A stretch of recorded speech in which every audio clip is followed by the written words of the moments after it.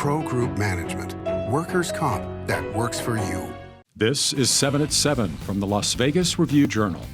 Good evening, I'm Jen Ah. Thanks for joining us on 7 at 7. Starting off with business, sponsored by Bank of Nevada, Bank on Accountability.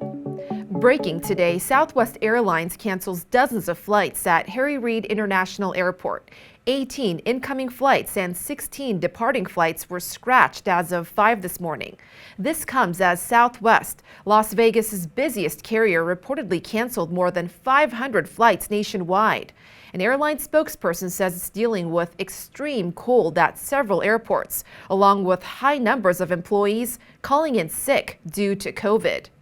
Over in Summerlin, Howard Hughes Corporation closes its biggest Las Vegas land sale in years. The company behind Summerlin sold more than 200 acres to developers for $135 million. Pulte Homes and Toll Brothers plans to build more than 500 homes on the site.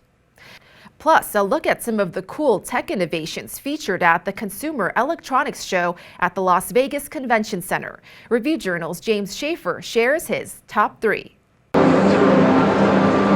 Now that CES is wrapping up for its final day Friday, here's your look at 3 cool takeaways from the showroom floor. Pinker has you covered for a novel tattoo. The South Korean company has developed the first digital temporary tattoo device. If you ever wondered what your video game character felt when the final boss smacked them across the room, well, wonder no more. Obo's wireless haptic vest will let you feel every punch and gunshot wound. And speaking of VR, the future of arcade-style games may be with VRLCO's virtual reality gaming rig, offering an arcade experience like no other. For more, check out our full list online. For the Las Vegas Review-Journal, I'm James Schaefer.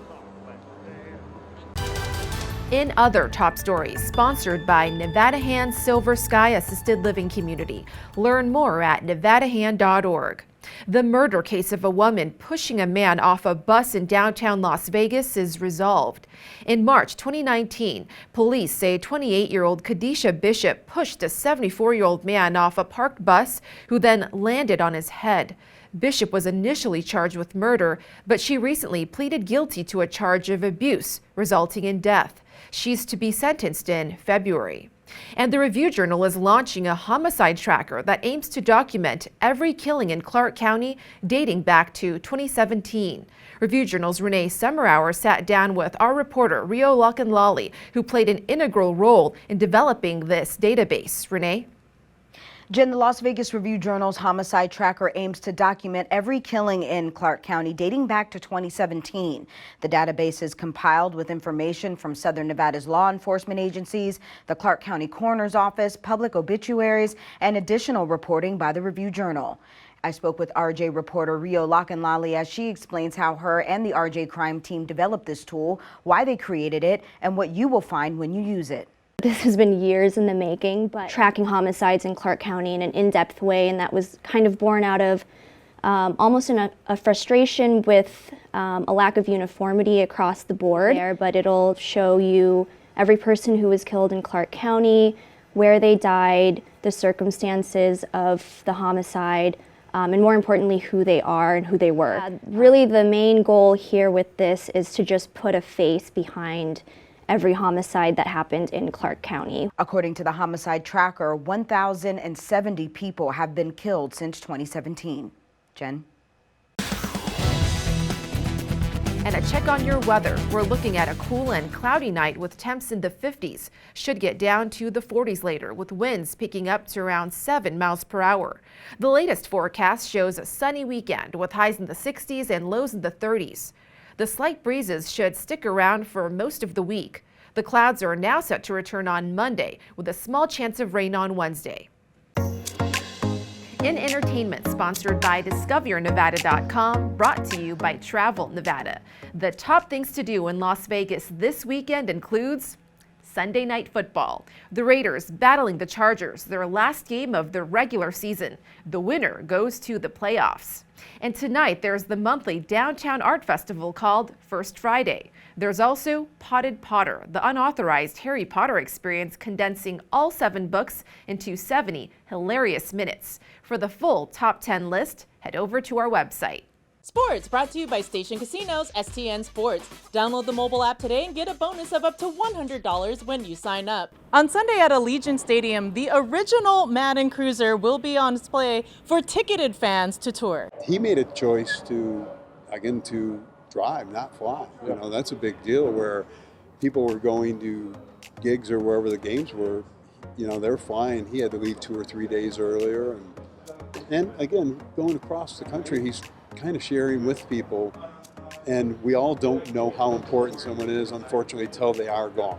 Gates will open at 1 p.m. on Sunday for this special occasion that will allow fans to check out historic interactive elements from John Madden's iconic career up until 4 p.m. on game day.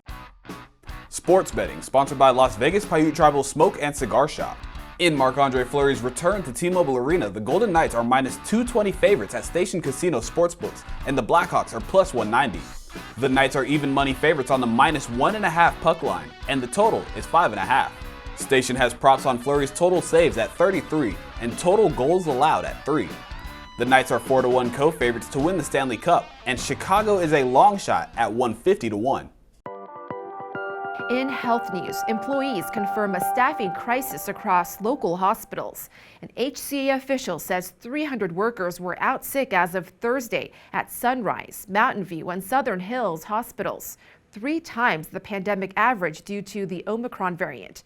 He also says the virus made an underlying problem even worse because, quote, Nevada's been short of healthcare workers of all types for a very long time.